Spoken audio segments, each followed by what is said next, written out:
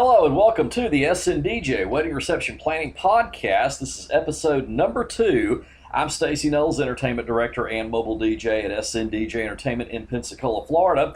And this podcast is really designed to help brides and grooms who are planning a wedding reception and looking to hire a DJ and wondering, where to start. And, we're going to help you out with a lot of information on these various podcasts that we're doing. Now, if you haven't had a chance to go back and listen to the first episode, I encourage you to do that because in that episode, I talked about my experience, how I got started as a mobile DJ, how I started SNDJ Entertainment. We also talked about some common myths about wedding DJs, what our responsibilities are when it comes to being a wedding DJ, and also the process of hiring a wedding DJ. We gave you some good tips on that. So make sure you go back and check that out if you haven't already. Go back and check out episode 1 of the SNDJ Wedding Reception Planning Podcast. Now, I want to mention, and I mentioned this in our first episode as well, that we are based in Pensacola, Florida. SNDJ Entertainment, of course, serves the Gulf Coast and the southeastern region of the United States. However, that does not mean that if you're living some other part of the country or around the world or something like that, that you're not going to get something from this podcast. This podcast is actually for everyone. It's not just designed for people who are in the Gulf Coast or even looking at getting married in Pensacola or along the Gulf Coast or anything like that. If you're planning a wedding reception anywhere in the world, you're going to get something from this podcast. So we encourage you to really take in the information that we're going to be talking about, and we'll be helping you out with that. So our goal is to help you with the planning process and to help you, the bride and groom, have a much more memorable experience as well as a stress-free experience. As I tell all my brides and grooms whenever I meet with them, that I want the entire process to be fun and stress-free, and that includes the planning. So that's where it all starts. And speaking of planning, that's what we're going to talk about here in episode 2 of the SNDJ Wedding Reception Planning Podcast. We're going to go over the planning process that we normally go through at SNDJ Entertainment. And once again, other DJ and entertainment services in your area may do things slightly different, but this will give you an overall view of what you can expect when you hire a professional wedding DJ.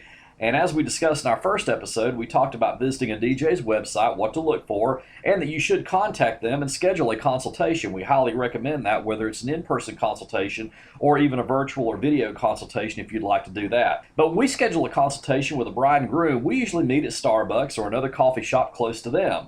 I always like to meet on their side of town so they don't have to drive as far. And yes, I have traveled to go meet with brides and grooms. I've traveled as far as Panama City, which is 100 miles from here. And I'll do that, if it's really convenient for the bride and groom. I don't mind doing that at all, and I've done that for years.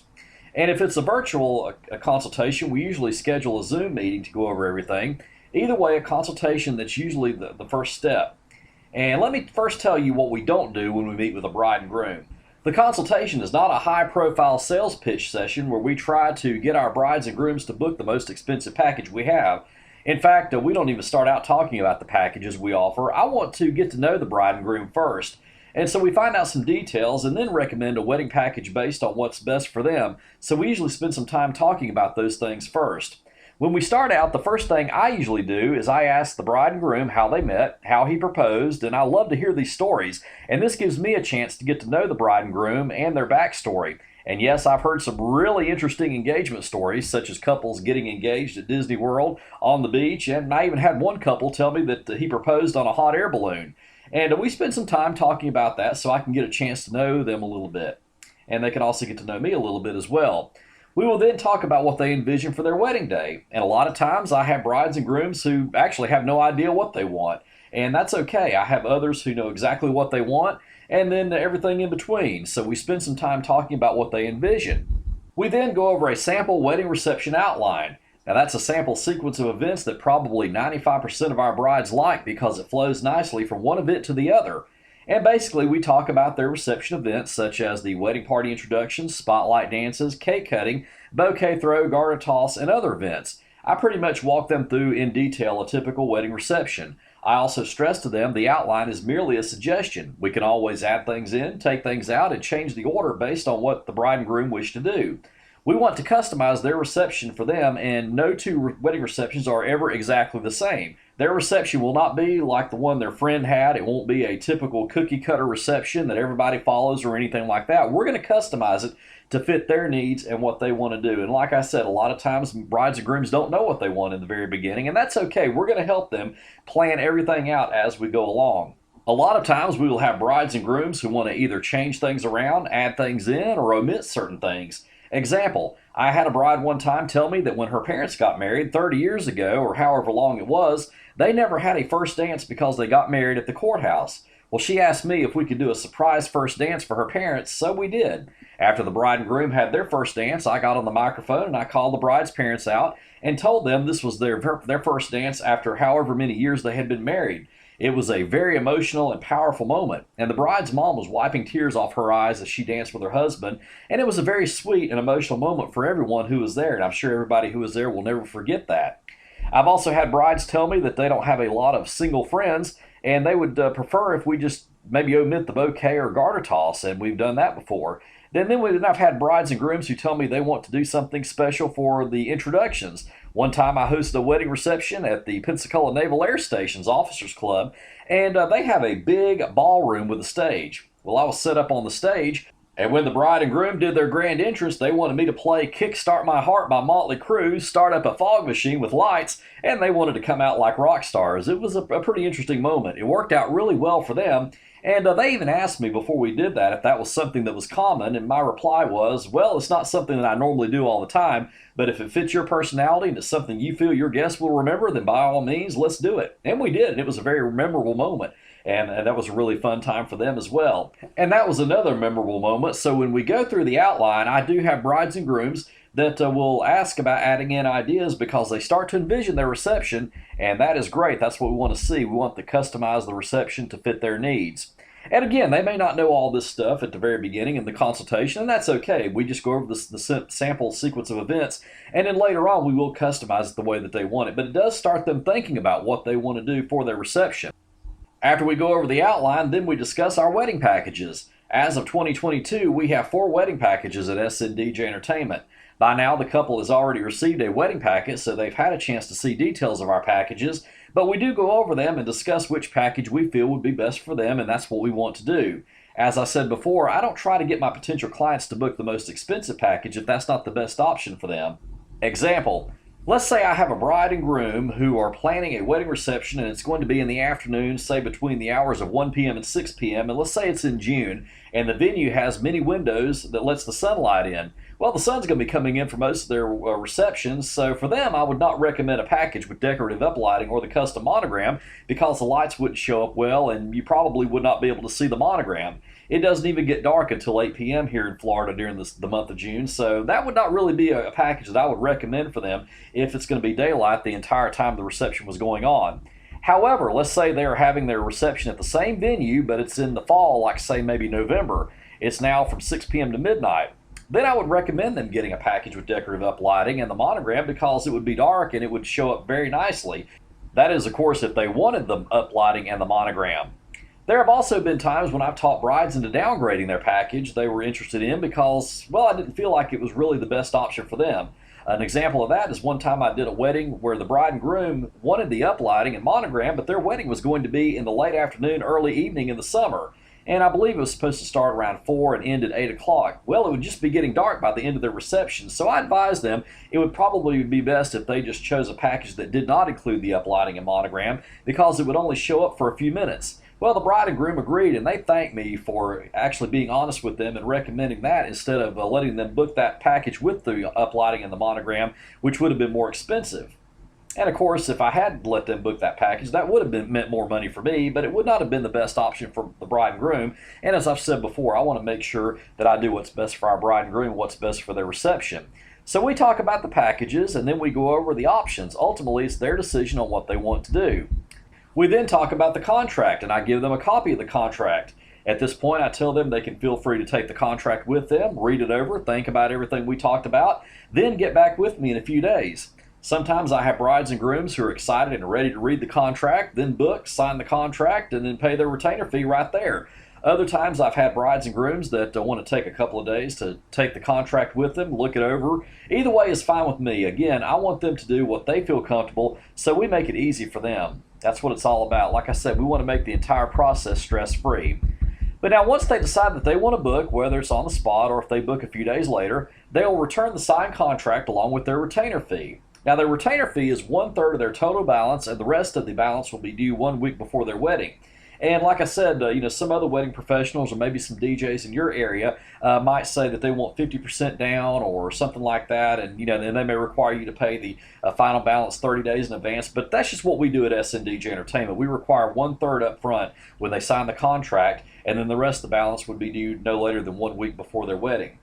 And I'll then send them our reception planning guide, which includes a lot of tips, suggestions, the order of events that we went over, and other information. And I've had a lot of brides and grooms tell me that just this wedding planning guide alone has really helped them out in their planning process and really saved them a lot of stress. They were so glad that they had that to be able to go over.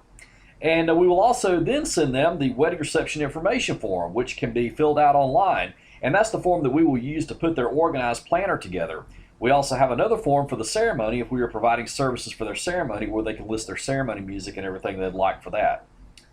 Well, at this point, the planning process officially begins. I tell my brides and grooms they can call me or text me anytime if they have any questions. In fact, I tell them I want this whole process to be fun, including the planning like we talked about before. I always tell them if at any time filling out the form starts to feel like homework, or if they start to feel like they're studying to take the state bar instead of planning a wedding reception, then call me and we'll schedule a consultation so I can help them out.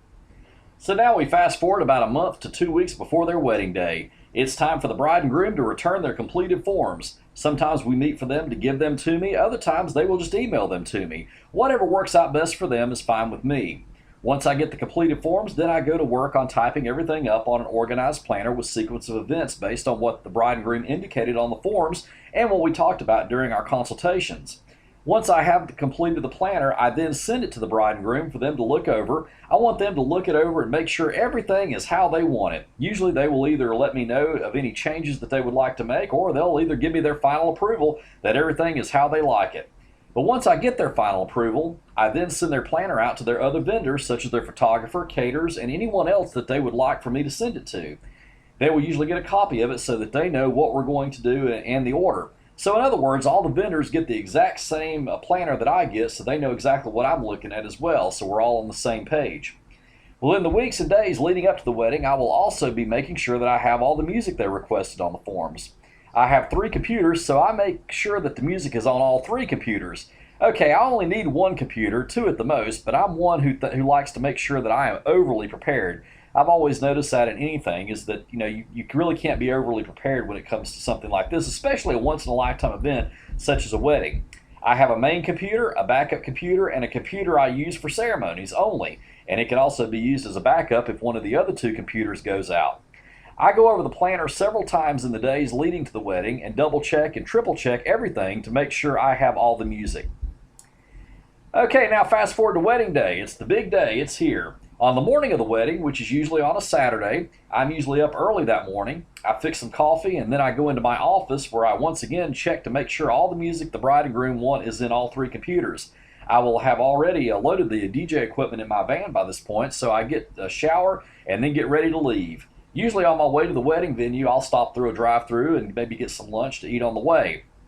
Now, I like to arrive at the venue anywhere from 2 to 3 hours before the start time, and that depends on a lot of things. If I'm providing sound and music for the ceremony, I need to make sure that I've got time to set up the ceremony sound system. If the bride and groom have chosen a package with decorative uplighting and the custom monogram, I have to make sure that I allow enough time for that as well. Once I'm completely set up and sound checks are performed, I then go into a room at the venue and change out of my roadie clothes and into my suit or whatever attire I will be wearing for the wedding. My goal is to have background music started at least 30 to 45 minutes before the first guest walks in. If we're doing music for the ceremony, then it's 30 minutes before the start of the ceremony. If it's just a reception, it's 30 minutes before the first guest should arrive. If I'm doing music for the ceremony, I will break down the smaller sound system right after the ceremony is complete and pack it up. That system usually takes about 10 minutes to break down and pack up. I then move to the reception area where background music will already be playing. I welcome the guest, I introduce myself, and then the reception gets started.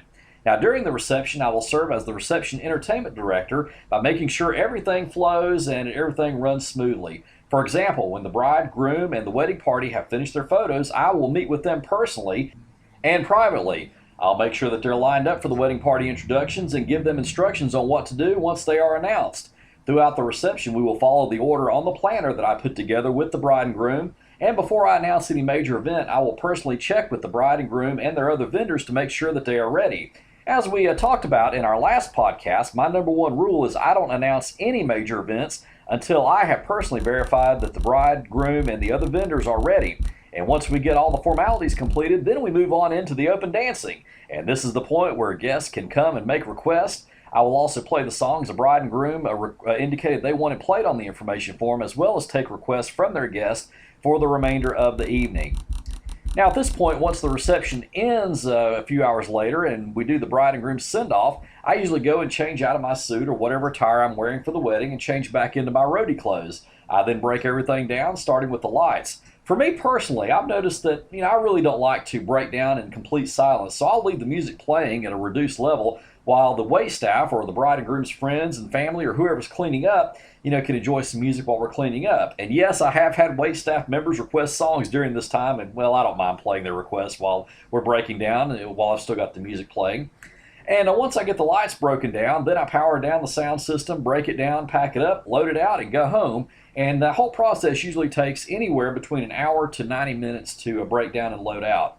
And of course, that could depend on the venue and what kind of loadout I've got, but usually between 60 and 90 minutes is a good average.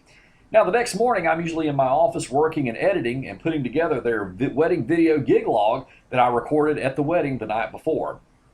So that just gives you an overview of the wedding planning process from start to finish. I know it sounds like a lot, but it really is a simple process when it comes to putting the reception together. And in our next podcast episode, we're actually going to go over the same reception outline that I go over with my brides and grooms at the consultation. We'll also talk about why you don't want to set up a time schedule for your reception, and we'll discuss how much you can expect to pay for a professional wedding DJ. Once again, my name is Stacey Noles, Entertainment Director and Mobile DJ at SNDJ Entertainment in Pensacola, Florida. If you have any questions at all, feel free to reach out to me directly at 850-501-1590, or you can always email me at weddings@sndjpensacola.com. That's weddings@sndjpensacola.com.